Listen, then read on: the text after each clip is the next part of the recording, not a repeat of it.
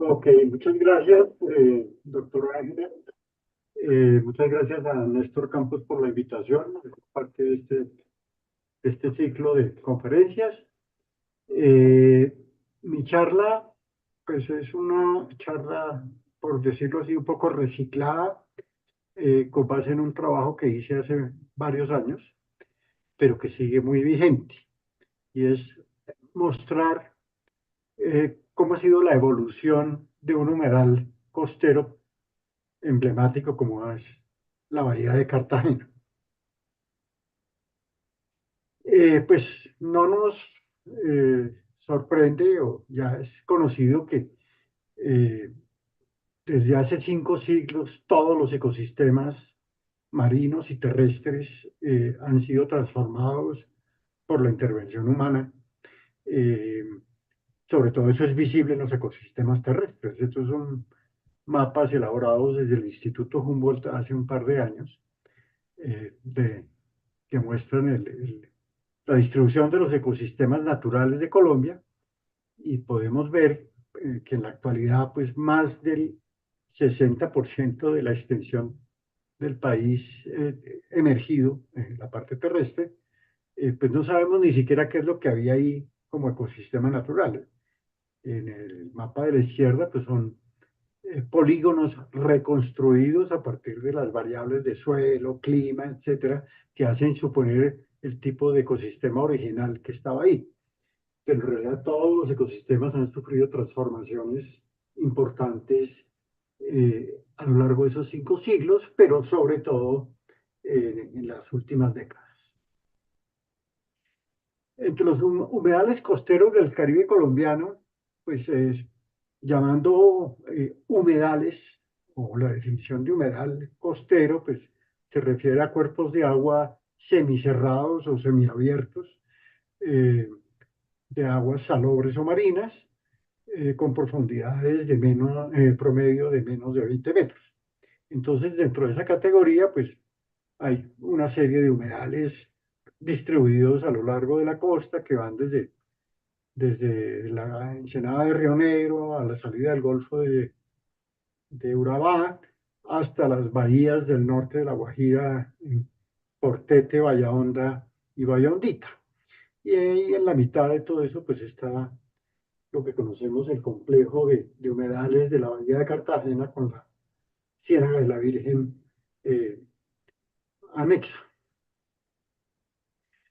La Bahía de Cartagena, pues aproximadamente tiene unos 80 kilómetros cuadrados de extensión. Su profundidad promedio es más o menos de 20 metros.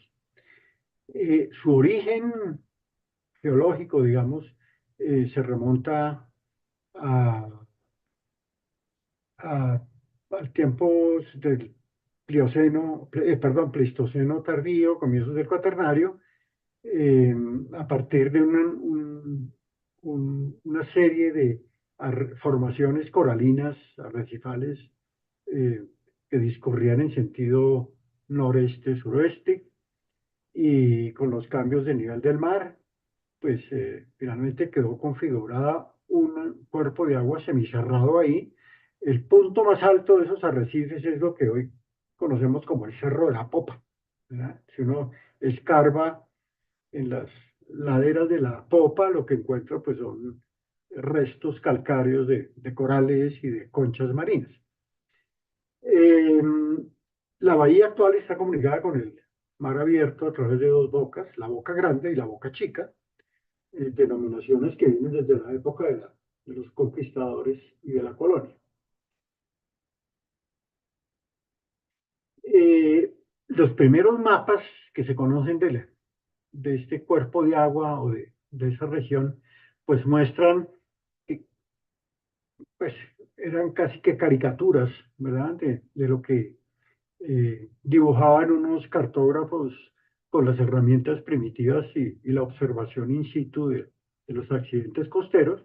Entonces no reflejan, no los podemos utilizar para ver las eh, modificaciones que ha tenido la Bahía de Cartagena, pero sí muestran, por ejemplo, en este que estoy señalando aquí, que es un mapa clásico muy reconocido, es un mapa inglés, muestra, por ejemplo, que la Boca Grande está casi que cerrada.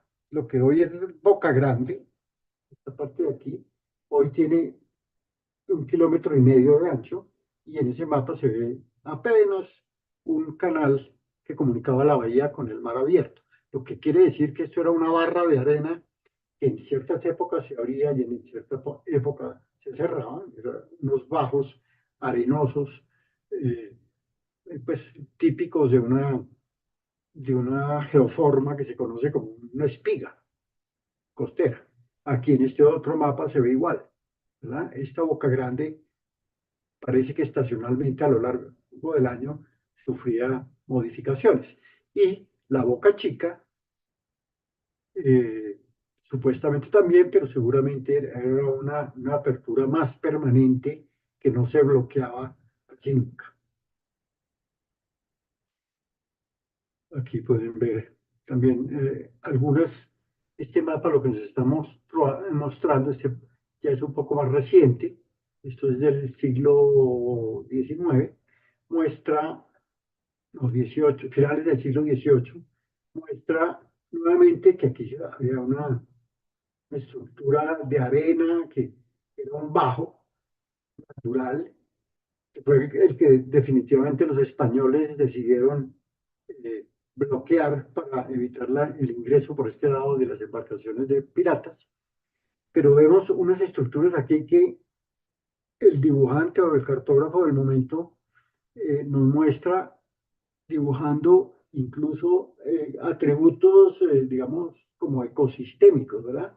Aquí uno puede reconocer que lo que están pintando aquí en la costa de Castillo Grande, hacia la bahía, y aquí esta parte de Boca Grande, son bosques, son manglares.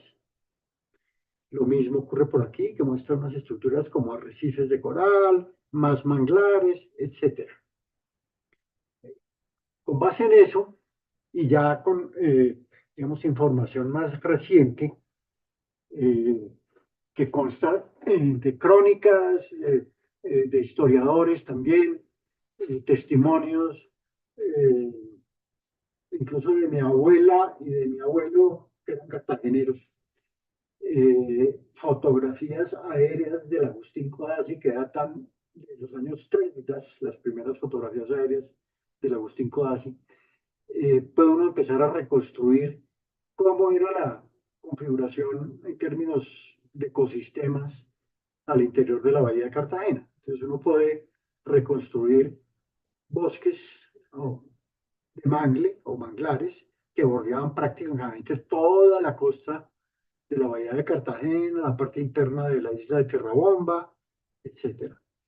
En las fotografías aéreas era el foco del trabajo que hice, era mapeado a partir de las fotografías de los años 30 y 40, mostraban unas extensísimas praderas de pastos marinos de este tipo. Había formaciones coralinas franjeantes a lo largo de la costa de lo que hoy es este sector de Mamonal, Manzanillo, donde está la actual base naval, ¿verdad? Incluso en Boca Grande y la esquina de Castillo Grande, la costa de Barú, etcétera. Digamos que esa era la configuración o la foto de la Bahía de Cartagena a comienzos del siglo o de la primera mitad casi del siglo XX. Incluso se hablaba de la presencia de manatís dentro de la Bahía de Cartagena que se alimentan eh, preferencialmente de los pastos marinos. Entonces había presencia de manatís que seguramente hacían parte de la población que todavía tiene algunos remanentes, individuos sobrevivientes en las ciénagas del canal del Dique, ¿verdad? Era, por lo tanto, un sistema que contenía una diversidad de hábitats típicos de aguas extenualinas, o sea de salinidades constantes, casi iguales a las del mar abierto, aguas transparentes, debido a que el canal del dique en aquel entonces, a comienzos del siglo XX, todavía estaba obstruido, era seguramente, había un flujo de agua, pero la calidad del agua que entraba en ese entonces, pues libre de sedimentos, eran aguas relativamente claras que no alcanzaban a aceptar mayor cosa la salinidad ni la transparencia de las aguas. Había fondos de arena, fondos de fango, arrecifes de coral, mosaicos de praderas de pastos con colonias coralinas y bordeada de manglares. Ya en la década del 20 eh, se acometió la ampliación y el dragado del canal de Dique. Se profundizó el canal para permitir la llegada de barcos eh, que venían del interior del país y que para evitar dar la vuelta por bocas de ceniza para llegar al puerto de Cartagena, se amplió el canal, se profundizó y empezó la expansión urbana de la ciudad, ¿verdad? Con eso comenzó la sedimentación ya en mayores proporciones de la bahía.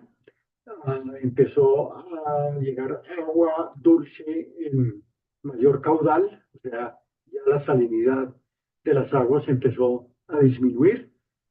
Esos lodos traídos por el canal del dique seguramente se empezaron a depositar y a modificar la morfología del fondo, que era bastante irregular en comienzos, pero se fue aplanando, rellenándose de sedimentos finos, depresiones.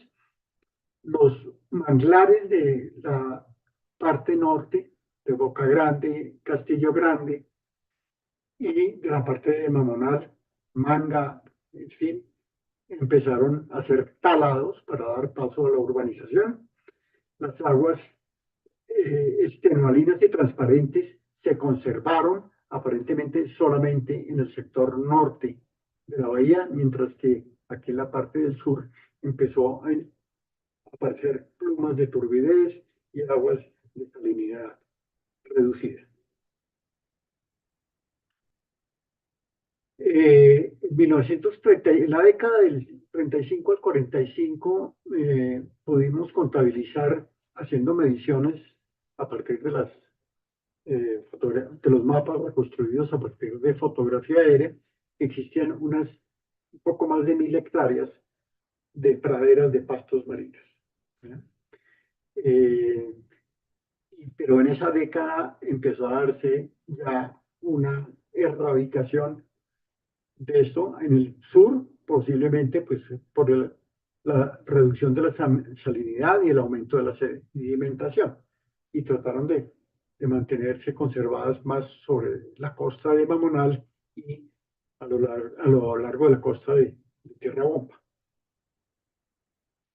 En la década de los 50, también con fotografías aéreas, la contabilidad de estas praderas ya no dio sino 375 hectáreas, o sea, 63% menos que en 15 años antes, lo que da idea de la velocidad de la transformación por cuenta del canal del dique, pero además se empezaron a arrojar las aguas servidas urbanas de la ciudad de Cartagena a esta parte de acá que le decían cuatro vías aquí en este sector de la bahía.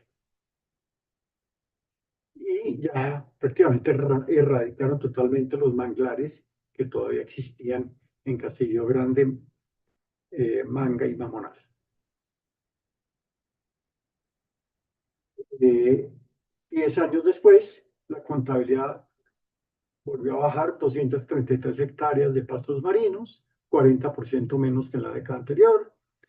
La degradación de los arrecifes de coral pues se fue extendiendo, igual pasó con los manglares y ya más o menos solamente el 20% de la bahía mantenía aguas de salinidad poco variables. El resto era ya más con un carácter de estuario en el cuerpo de agua marino. Y en la década de los 80, pues ya no quedaban sino 150 hectáreas de pastos, prácticamente restringidas al sector de Boca Chica, la costa norte de la isla de Quirrabamba y unos reductos aquí por la isla de Manzanillo y aquí lo que se conoce como la Virgen, un sitio ahí en la entrada a la bahía interna, donde colocaron una estatua de una Virgen que está rodeada, no sé si todavía, de una praderita de pastos. Pero ya la totalidad de la bahía ya eran cuerpos eurialinos con unidades muy cambiantes en unas épocas y en otras, dependiendo del flujo de agua desde el canal del dique.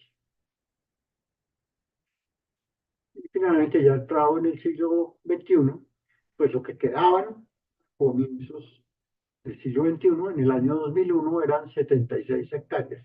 Hasta entonces, hasta hoy, no hay nuevas mediciones que nos digan si todavía queda algo. Yo creo que sí, pero debe ser una que otra hectárea aislada.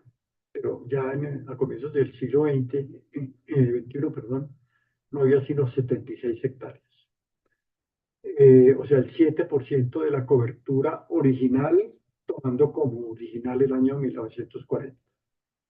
Ya las formaciones coralinas eran inexistentes, ya no existen desde antes del comienzo del siglo XXI. Los fondos de fango, que antes eran fondos de arenas y de arenas más que todo bioclásticas, o sea, arenas producidas por la erosión de los arrecifes, restos de conchas y de otros organismos marinos, eh, y eran arenas gruesas, dieron paso a fondos de lodo y fango prácticamente anóxicos y eh, con una riqueza en comunidades bacterianas, ¿verdad? Eh, y ya las aguas de la bahía completamente turbias.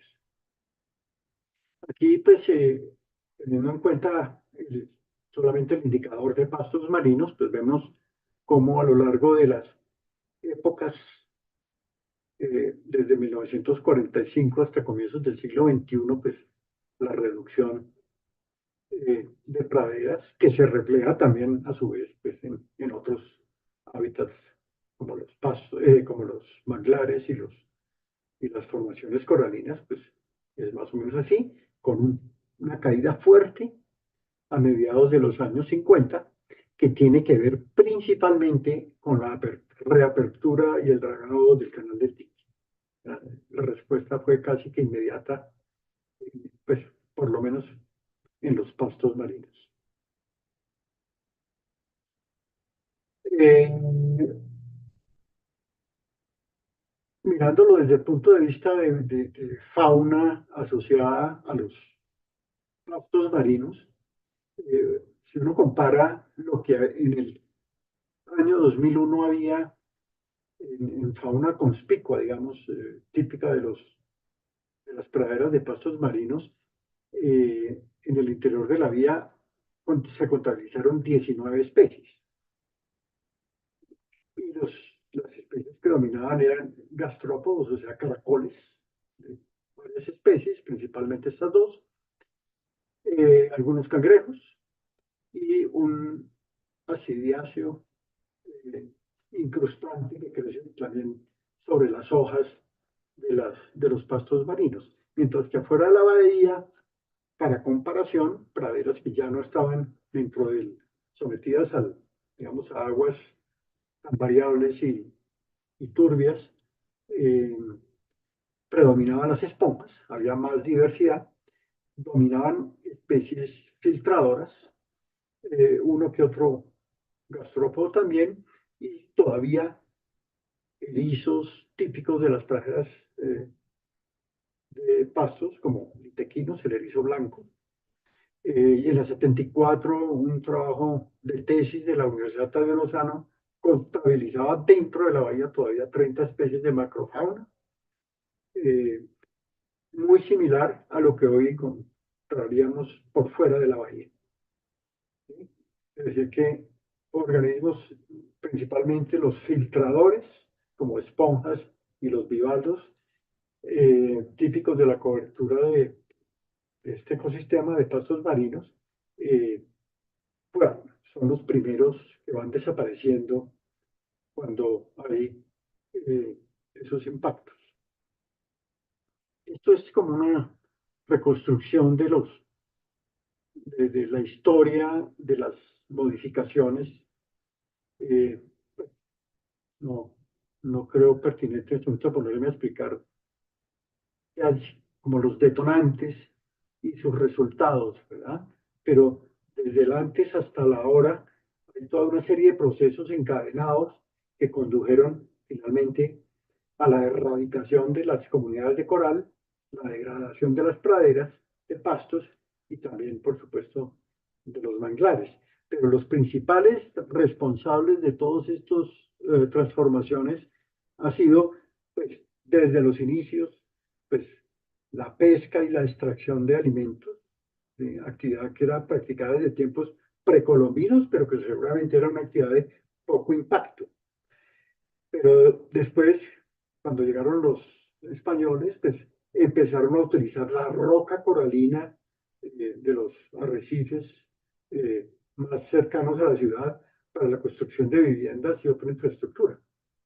Eh, Parte de las murallas de Cartagena son hechos con, con roca coralina. Eh, la apertura del canal del dique inicial, hecha por los españoles, fue en 1652.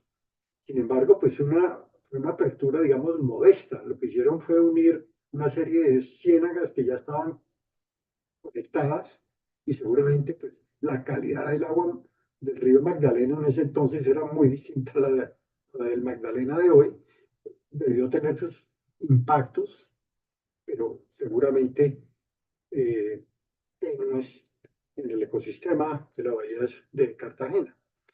Eh, el bloqueo definitivo del acceso a la bahía por Boca Grande, la construcción de la escollera de los españoles que unía Tierra Bomba con Boca Grande para cerrarle el paso a las embarcaciones de los piratas, seguramente inhibió la circulación de agua entre el mar abierto y la bahía.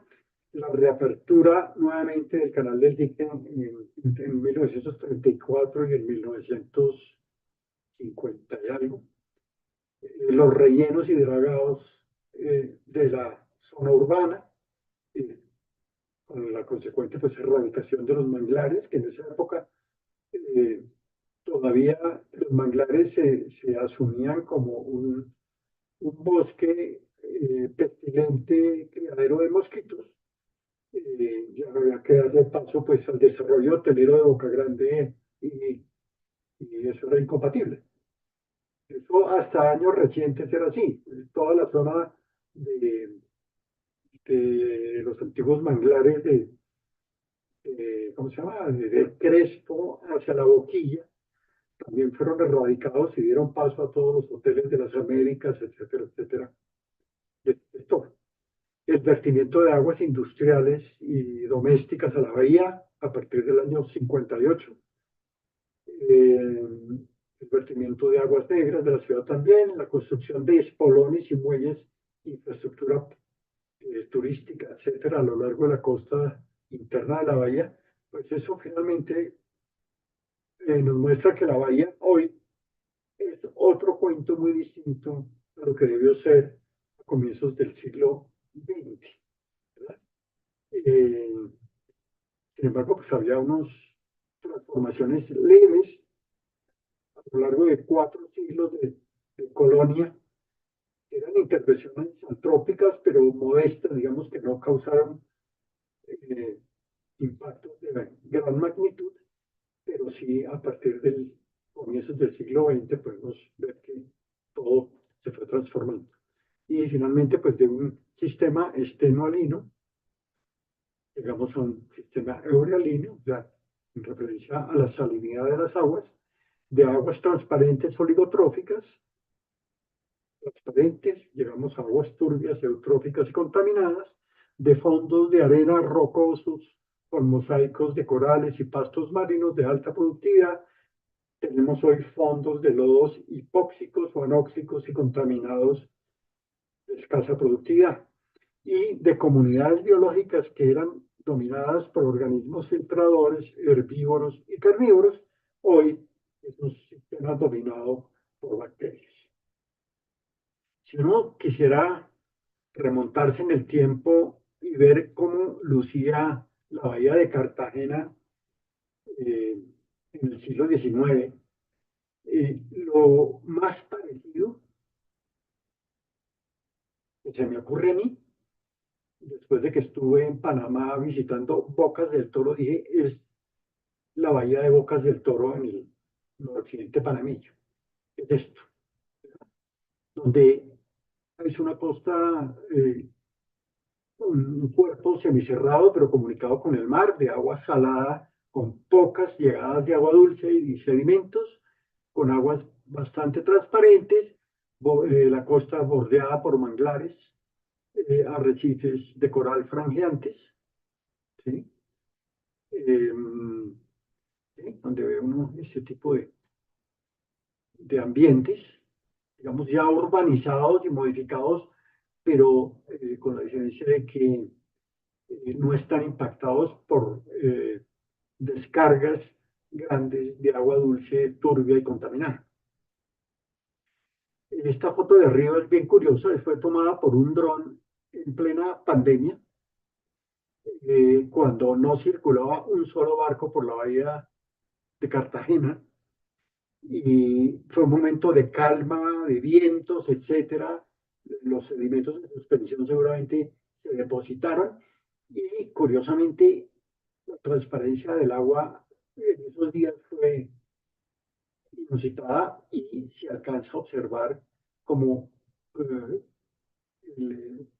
el relieve de la bahía y la disposición, digamos, de lo que fue originalmente una pradera de pastos que cubría todo este sector, de la que yo me acuerdo en mi infancia, cuando pasaba mis vacaciones en casa de los abuelos, que yo salía a caretear por aquí a ver pescaditos de colores, ¿verdad? Esto pues ya es un está dominado por aguas turbias permanentes que no dejan ver, pero esto fue un día excepcional en plena pandemia en que se dejó ver el fondo de la bahía. Aquí hay, digamos, 3 4 metros de profundidad, no hay más, pero alcanza a verse desde lo alto. Y uno, en Bocas del Toro, era algo parecido a la bahía de Cartagena hace muchos años. Eso era, eh, y lo mismo pues, ha ocurrido en casi, pues en todos los humedales costeros que tenemos en Colombia, salvo quizás en los de la Alta Guajira, donde la intervención humana ha sido mucho más modesta y todavía se conservan cosas.